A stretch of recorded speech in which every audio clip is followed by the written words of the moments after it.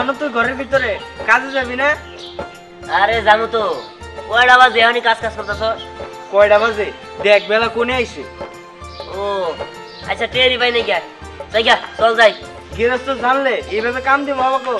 আর যাই গা, দেরি হয়ে গেছে, কি আর কর, আমি যাই না। আচ্ছা আমি একটা বিষয় বুঝলাম না, তুই দুপুরে ভাত নিয়ে যাস না? আরে না না, আমি আবার দুপুরে খাই না। দুপুরে খাইলে আমার ক্লান্তি আসে, মানে ঘুম আসে, ঠিক আছে? না তুই খা, আমি জানি। সত্যি করে ক, তোর লিগে কেরা ভাত নিয়ে যায়? আরে কোথায় দিনে খাই না, আমার মুখের কথা বিশ্বাস না। চলছে, এটা বাদ দে, চল। আচ্ছা ঠিক আছে চল।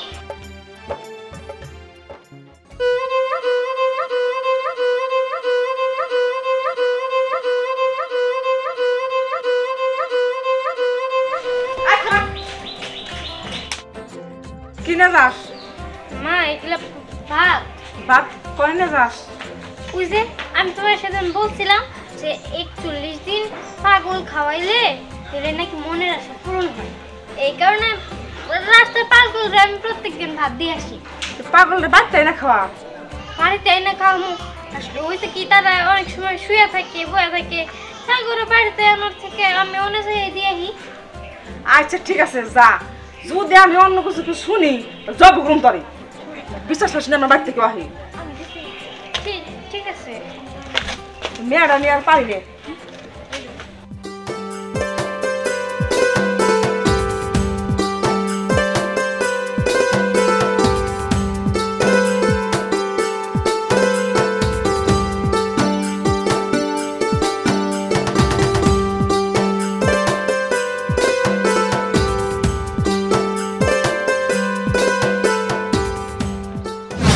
কার সাথে থাকো তুমি সখী প্রন্ত চাহিয়া? কিরে প্রতিদিনই বাদ নিয়ে এনে খাড়াই থাকোস, এই এলাকার পাগল ছাগলটা খিলাস, আর আমরা এলাকার পোলাপান হয়ে খাইতে পারি না। দেখি কি নিয়ে চা বাতির মধ্যে।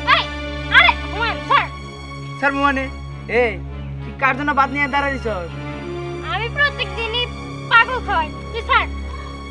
পাগল খিলাস নাকি প্রেমিক খিলাস এটা কিন্তু আমরা ভালোভাবে বুঝি। এই দেখ, কোনো উল্টাপাল্টা কথা বলবি না। আমরা উল্টা পাল্টা কথা কই? আমরা পাও দিয়ে হাঁটি না তো, হাত দিয়ে হাঁটি। এই দেখি প্লেটের মধ্যে কি নিয়েছা, দেখি কি নিয়েছা।